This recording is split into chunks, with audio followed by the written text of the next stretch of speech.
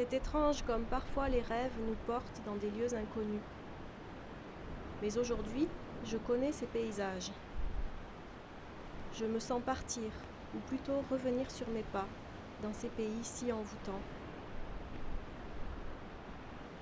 Je me croyais si parfaitement seule que j'éprouvais une étrange impression en apercevant près de moi, derrière d'épais barreaux de fer, le haut d'une tête humaine, deux grands yeux verts fixés sur les miens. Alors, sur un air extrêmement lent et monotone, accompagné par les tambourins roulants d'un bruit saccadé, sourd et nerveux, la danseuse sans bouger de place, appuyant ses mains sur ses hanches, fit quelques mouvements de la tête et du haut du corps. Elle tourna lentement sur elle-même. Elle ne regardait personne. Elle était impassible et semblait comme absorbée. L'attention la suivait, attendait une activité qui ne venait pas et, précisément à cause de cette attente trompée, devenait à chaque instant plus intense. On ne saurait mieux comparer l'impression produite par ce genre d'émotion qu'à celui qu'on éprouve au bord de la mer, quand l'œil demande constamment à la vague de faire plus, de monter plus haut, d'aller plus loin que la vague précédente.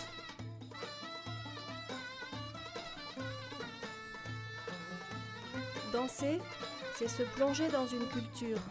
C'est comme si je n'étais plus vraiment moi. Tout devient un peu flou.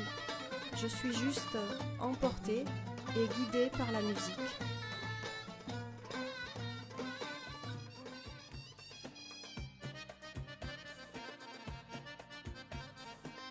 Les sourcils étaient bruns, légèrement froncés, rapprochés jusqu'à se rejoindre.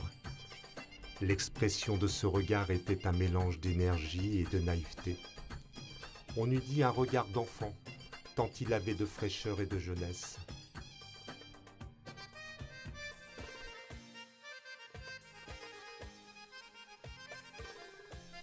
Le camail était de soie verte, orné de broderies d'argent.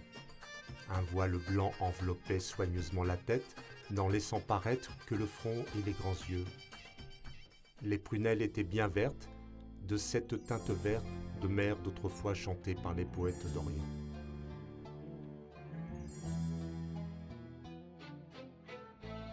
On écoute son bruit dans l'espérance, successivement déçue, que le bruit qui va venir sera de quelque peu plus fort, et, cependant, on reste là, assis sur la grève. Des heures entières s'écoulent et l'on a peine à s'éloigner.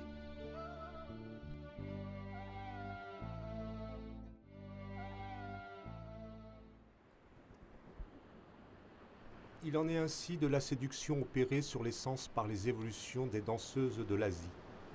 Il n'y a point de variété, il n'y a point de vivacité, on ne verra que rarement un mouvement subi, mais il s'exhale de ce tournoiement qu'a dansé une torpeur, dont l'âme s'accommode et où elle se complaît comme dans une ivresse amenant un demi-sommeil.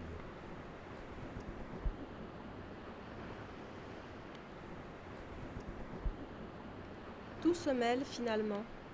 Je me suis imprégnée de ces mots.